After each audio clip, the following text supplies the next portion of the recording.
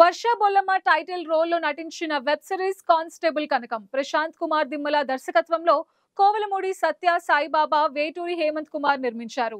రాజీవ్ కనకాల, మేఘాలేఖ, రమణ భార్గవ్ కీలక పాత్రలు పోషించారు. రీసెంట్ గా మేకర్స్ ప్రమోషన్ మీట్ నిర్వహించారు. అందరికీ నమస్కారం అండి, మీడియా వారందరికీ నమస్కారం ఇక్కడ వచ్చినందుకు. And thank you for the support short టైంలో. అండ్ ఇప్పుడు మీరు చూసింది కానిస్టేబుల్ కనకం వెబ్ సిరీస్ అండి, ఈటీవీ ఒరిజినల్స్. సో ఇది చాలా ఇష్టంతో కష్టపడి అందరం యంగ్ టీమ్ అందరూ కలిసి పనిచేశారు. సో ఇప్పుడు మీరు అదే చూసారు, ఇది జస్ట్ ఒక గ్లిమ్స్ లాగా అంతే. సో ఇంకా మంచిగా ఇలాంటి ఒక సిచ్యువేషన్లో నేను ఉంటానని అయితే నేను ఎక్స్పెక్ట్ చేయలేదు, టు బీ ఫ్రాంక్గా. సో అందుకే నేనేమి ప్రిపేర్డ్గా లేను, మైండ్లో అలా రౌండ్ తిరుగుతూ ఉందంతా. సో ఇష్యూ ఏంట్రా అంటే లైక్ మనం కష్టపడి చేసాం ఎప్పటి నుంచో ఇది, బట్ దానికి సంబంధించి ఫ్యూ అయితే మనం చూడడం జరిగింది ఈ మధ్యకాలంలో. సో అక్కడి నుంచి ఒక చిన్న బాధ అది స్టార్ట్ అయింది. Trying for justice.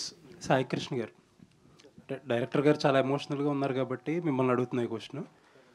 I happen to watch this. ఒక ట్రైలర్ చూసా G5ది, విరాట పాలెం. ఓకే, చాలా సిమిలర్గా అనిపించింది చూస్తే. సో ఎందుకు అంత సిమిలారిటీ ఎందుకు వచ్చింది? ఇది కానిస్టేబుల్ కనకం అనేది ఈటీవీ ఒరిజినల్ అండి. It's originally made. దేని నుంచి మేము కాపీ కొట్టలేదు, దేని నుంచి ఏం చేయలేదు. బట్ దీని నుంచి ఏమైనా కాపీస్ వస్తాయో మాకు తెలియదు.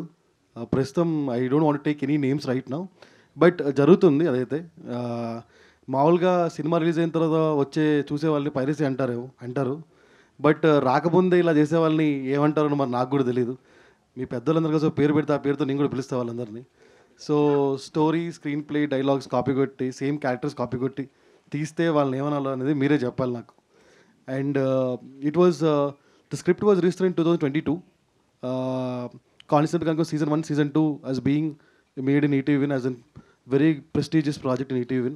డైరెక్టర్ గారు అంటే ఇప్పుడు అంటే ఇది మీరు ఈ సిచ్యువేషన్లో ఉండకూడదు, మాకు కూడా అలా అనిపిస్తుంది. కానీ నేను ఎందుకు ఉండకూడదంటే చూస్తుంటాం, మీరు క్వశ్చన్ అండ్ క్యూఏ ఇప్పుడు చూస్తుంటాం కదా, ఐఏఎస్ ప్రిపేర్ అయినట్టు. టు బి ఫ్రాంక్ ఏంటంటే ఇంట్రెస్టింగ్ క్వశ్చన్స్ ఉంటాయి. రేపొద్దు నన్ను అడిగితే ఎలా చెప్పాలి, దీనికోసం నేను ప్రిపేర్ అయ్యి చాలా ఇంట్రెస్టింగ్ ప్రాజెక్ట్ చేయాలి సార్కి కానీ మీకు కానీ అందరికీ అని అనుకున్నదే. కానీ అసలు మొత్తం అసలు వేరే అసలు అలా అంటే ఈ 4 రోజుల నుంచి ఎప్పుడు తెలిసింది మీకు ఇది? అంటే ట్రైలర్ రిలీజ్ అప్పటి నుంచే సార్, అప్పటి నుంచే. సో అప్పటి నుంచి ఏంటి మీ మెంటల్ స్టేట్ అంటే? సార్ నేను ఊర్లో లేను సార్, టు బి ఫ్రాంక్ ఏంటంటే కొంచెం నేను వేరే దేశంలో ఉన్నాను. కొంచెం మెడికల్ దాని పరంగా వెళ్ళడం జరిగింది నా వైఫ్తో. విషయం తెలియగానే ఇమీడియట్గా నేను 12 గంటలు ట్రావెల్ చేసి వచ్చాను. నేను వచ్చి తను అక్కడే ఉంది, ఇంకా నేను బయలుదేరి వెళ్ళాలి యాక్చువల్లీ. బట్ నేను పోస్ట్ పోన్ చేసుకొని ఇక్కడ ఉండడం జరిగింది. ఎందుకంటే జస్టిస్ కోసం. ఎందుకంటే ఇది ఒక్కడ నా ప్రయత్నం. సినిమా అంటే నేను ఒక్కనే చేసినట్టు కాదు సార్, ఇది ఏంటంటే టీమ్. ఒక డిఓపి ఉన్నాడు, తను ఏంటంటే యంగ్స్టర్, శ్రీరామ అన్న వ్యక్తి. ఆయన ఏంటి ఫస్ట్ సినిమా మనం కష్టపడి చేయాలి, ఎలా చేయాలి, రాత్రి పగలు కష్టపడ్డారు. మా ఎడిటర్ గారు ఆయన యంగ్స్టర్, తర్వాత మ్యూజిక్ డైరెక్టర్ సురేష్ బబ్లీ గారు, ఆయన అంటే అందరూ యంగ్ టీమ్నే తీసుకొని స్టార్ట్ చేశాను సార్, డైరెక్షన్ డిపార్ట్మెంట్తో సహా అందరినీ. ఇప్పుడు వాళ్ళందరూ కూడా వాళ్ళ కష్టం అంతా కూడా పోయినట్టే కదా సార్.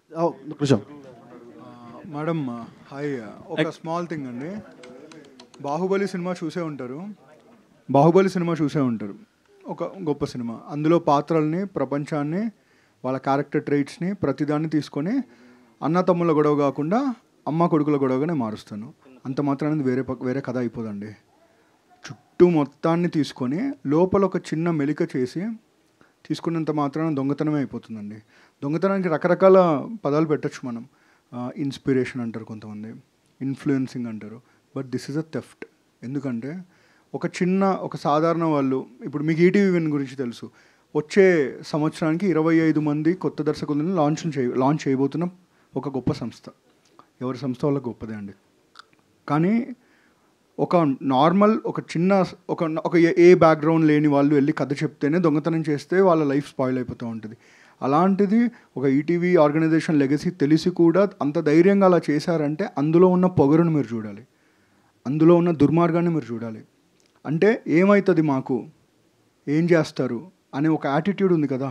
ఇది కనకమహాలక్ష్మికి మాత్రమే సంబంధించింది కాదండి. మేము బయటకు వచ్చి మాట్లాడుతున్నాం, మాకు ఆ రిసోర్సెస్ ఉన్నాయి, ఆ మాట ఉంది. రాని వాళ్ళు ఎంతమంది ఉంటారు?